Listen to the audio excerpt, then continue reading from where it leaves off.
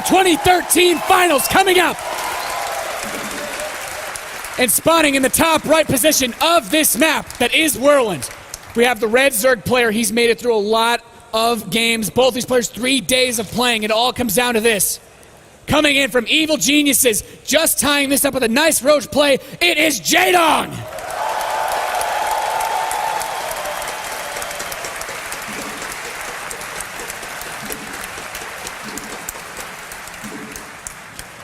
He will cut no corners and grant no mercy to his opponents in this final game. The last game of this whole tournament. All weekend long they've been playing for this one final match. And now, his opponent in the bottom left position, the man that some would say shouldn't have been here, it is from Team My Insanity, Stardust!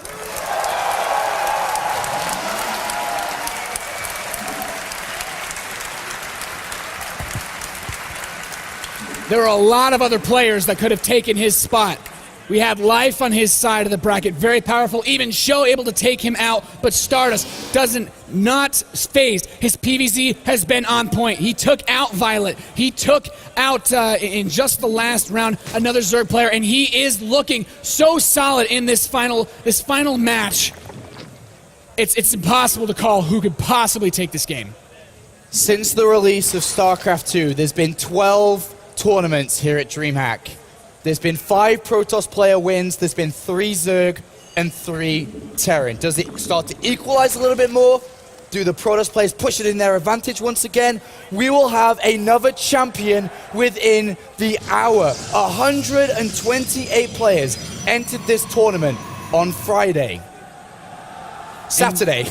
On Saturday. They entered the tournament on Saturday playing for $27,000 or 21,000 euros. Top 8 of this tournament got paid. Now it's time to find out who will we crown this year's DreamHack Summer 2013 champion. It all comes down to this final game, Apollo. Neither of these players opening up with anything ridiculous. We're seeing a very familiar opening from Stardust. The Nexus first into that Forge play. He's not going to do anything out of the ordinary so far. And I feel like on this map with the cross positions, there are a lot more options for Jaedong as far as the aggression goes, but Stardust may have other plans before that late game with the Mutalist play potential kicks in. There's a lot of options and strategy to choose from here. A lot. Which one Stardust picks could be win or lose here.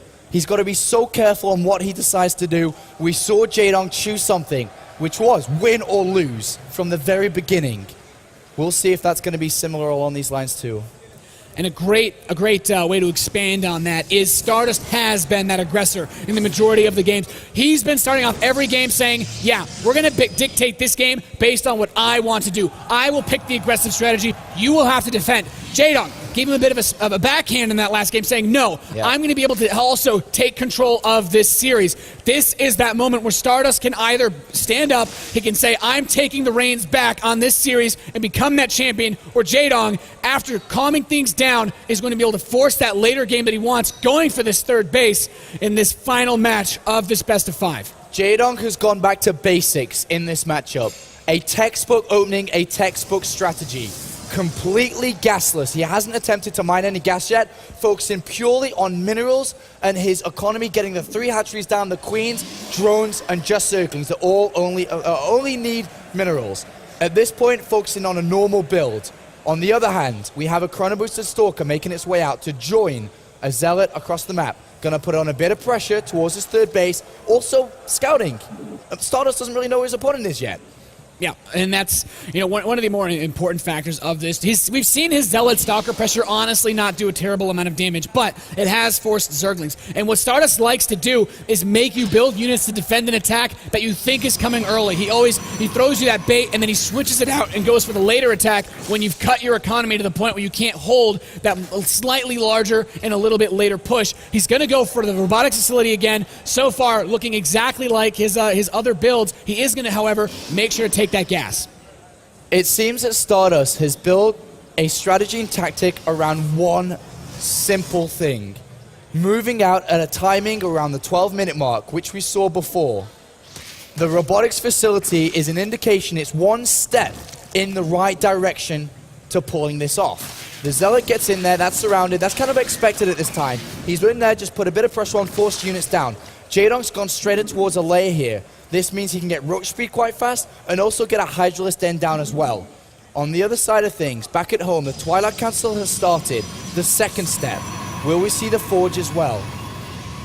And he's actually going to throw down another Photon Cannon here by the natural. There is that second Forge. And Jaedong's going to see it straight away. There's an Overlord going in at a very precise time. The most important thing about this, though, is despite what Jaedong knows, Stardust has done this build so many times. He's taken out so many of these other Zerg players with great force fields. He's picked a composition where you can't just counter force fields as Zerg. You have to effectively deal with them. You have to get into good positions. You need to do a lot more than just build units and attack to actually fight against this many sentries with this much space and board control when it comes to the fights. So this build that we've seen from Stardust was used over and over again throughout this tournament.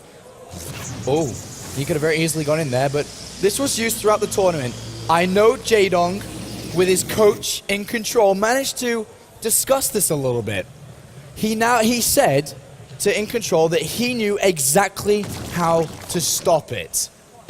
We will see if that's the case in this game. He knows it's coming. We know it's coming. Around that 11, 12-minute mark, he will move out, and he will try to kill Jaedong. Now, he is going to be able to pick off the Observer. As far as what Stardust knows, he has all of the information he could possibly need. We are going to see this infestation pit. We kind of saw a little bit of an attempt on Belshevesky to actually get up the swarm host towards the end of the game. Now, it is possible that he could try to mix those in a little bit earlier on this map.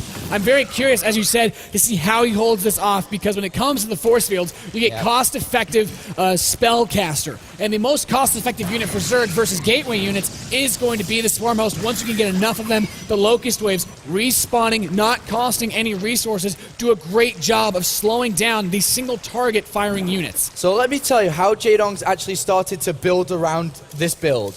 He realized that this attack comes at the 11, 12-minute mark when pushed out nice and at the usual time. Before that, he did nothing but drone up, get a massive economy. And now he's got an economy to support a large army. Swarm Host is the choice of unit to deflect this attack. But is he going to get them out in time? There's no Observer with this army at this point. Okay, there is. Okay, there is an Observer with this army. Can he hold this off? Remember, tournament is on the line here. It's 2 apiece. Winner of this map takes it all. The most important thing is here, forcefully he's off, he's going to be able to pick off 2 of these Swarm Hosts quite easily. The Zerglings, though, distracting him. If he can't get all the units over to the third base, he can step up there, he can force field, even if he had 100 Locusts or Swarm Hosts on the bottom side of this ramp, he can force field them out, kill off that base, and then retreat. The Roach is trying to cut off the reinforcements. There are a decent number of Zealots, but as long as he can keep that Swarm Host count from getting crazy high, he will be able to continue to slowly but surely push forward. He has the Observer poised there. There's only 2 Swarm Hosts that we can visibly see pushing these units out. He is going to step in, though. The Roach is trying to get a bit of surround. The force field's continuing to block these out. He's stepping in towards that third. Roach is coming from the back. There's Roach in front of him, a single Swarm Host there as well that will fall at the same time. A Warp Prism coming in to help reinforce this army, but what Jaedong needs is a big surround here, Apollo. He's moving in towards the third. He is going to be able to take this hatchery out if Jaedong doesn't move in right now, but with so much energy on these sentries, he can fight this army whenever he wants. The third base will fall. Swarm Host dies. He's got a lot of these Roaches.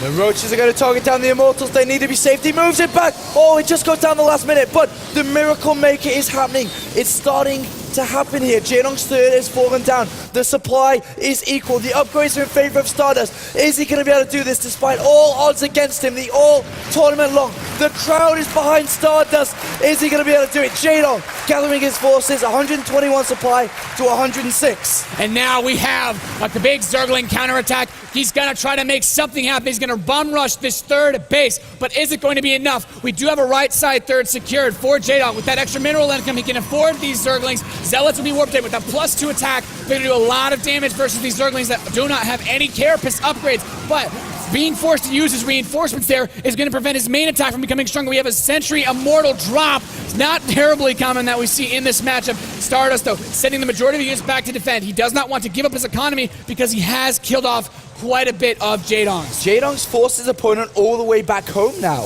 And Jaedong has a third base still alive. And if I'm not mistaken, okay, Stardust does know about this base down there, but he doesn't know how many drones are there. Jaedong fighting off this for now. has 132 supply. Great counterattack. It's been one of the staple things that Jaedong has done all game long. Pulling the counterattacks, making them work. And again, he pulls his opponent back. Has a bit of breathing room now, but we are seeing the Dark Shrine in the production tab. One structure missing from every part of Jaedong's bases. The Spore Crawler, detection. There is nothing to spot this. If we see Swarm Hosts come into play, especially because there's a Warp Prism around, Jaedong could be in major, major trouble. Yeah, exactly. He has one Overseer. I'm not 100% sure where it is, but that's not quite enough to cover all the area that these Dark Templar could run, and it's just by where that third was destroyed. And some great force fields. He's actually messing up with the mining, killing some things off with the Immortals, but not quite that much DPS versus the light units. The Swarm Hosts are going to go try to defend this third base. If Stardust kills off this economy for Jaedong, this could be it, but a big... Seven! So many Dark Templar. He's going to be able to chew straight through all of this. He's going for the DTs, and he's at the same time he's going to snipe this lair. He's not going to be able to build any more Overseers. His detection will be severely limited, and he can actually kill off a lot of these roaches. He can load up, split up his army. At the same time, he's pushing into that third base. He's going for the economy. He's killed off the Swarm Hosts. He's going to be able to shut this down. He's no longer mining long distance in the main. The Zealots get in. The drones are evacuating that third. He's going to force field off the exit, preventing any reinforcements coming in, as well as the escape of these drones. But for now, the Swarm Hosts may be able to hold this attack off. Jaedong played this out really well. He was able to defend that very fast inside the main base. He needs an Overseer to detect these units, and if he does,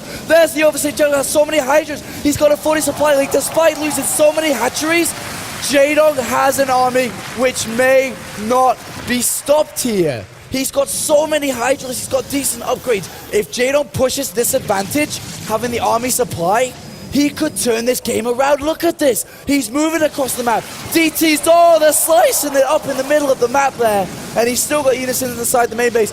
This is so close to call. Which way is this going to go?